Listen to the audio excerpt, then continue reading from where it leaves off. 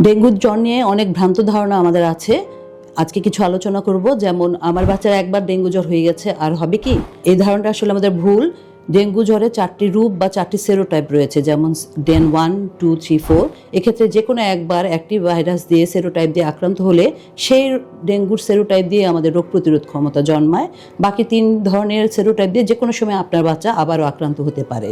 এবং মনে রাখতে হবে, দ্বিতীয় এবং তৃতীয়বার যখন ডেঙ্গু হয় সেটি তীব্রতা এবং মারাত্মক বেশি এবং ঝুঁকিপূর্ণ অবস্থায় থাকে। প্লেটলেট কমে গেলেই প্লেটলেট দিতে হবে, এই ধারণাটি আসলে ভুল। আমাদের বাচ্চার ডেঙ্গু হলে প্লেটলেট কমবে, এটাই স্বাভাবিক, এবং অসুখের নিয়ম অনুযায়ী প্লেটলেট কমে এবং এটা আস্তে আস্তে বেড়ে যায়।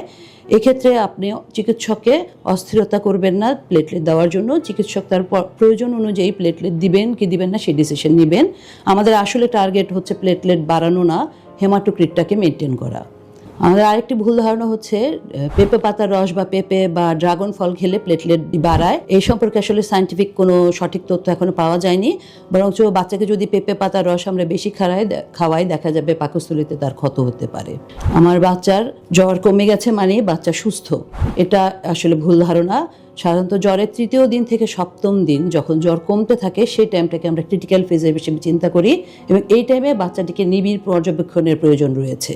আরেকটি ধারণা হচ্ছে মশা শুধু দিনেই কামড়ায়, রাতে কামড়ায় না। এটা আসলে ভুল ধারণা। ডেঙ্গু মশা আলো পছন্দ করে, কিন্তু রাতেও মশা কামড়াতে পারে।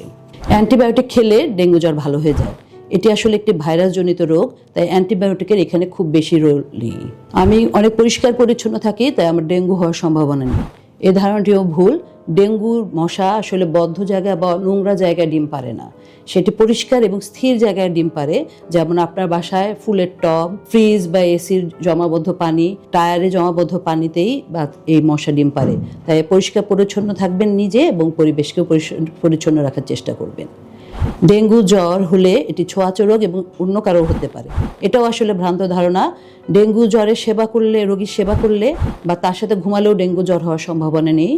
এক্ষেত্রে দেখা যায় যে ডেঙ্গু জ্বর বাসায় যদি কারো হয়ে থাকে, সেই রোগীটিকে যদি কোনো মশা কামড়ায় এবং সেই মশাটি যদি পরিবারের অন্য কাউকে কামড়ায়, তাহলেই ডেঙ্গু হওয়ার সম্ভাবনা থাকে। তাই ডেঙ্গু জ্বর হলে পরিবারের কাউকে আমরা তাকে সবসময় মশারির ভিতরে রাখার চেষ্টা করব এবং খেয়াল করব তাকে যাতে মশা না কামড়ায়।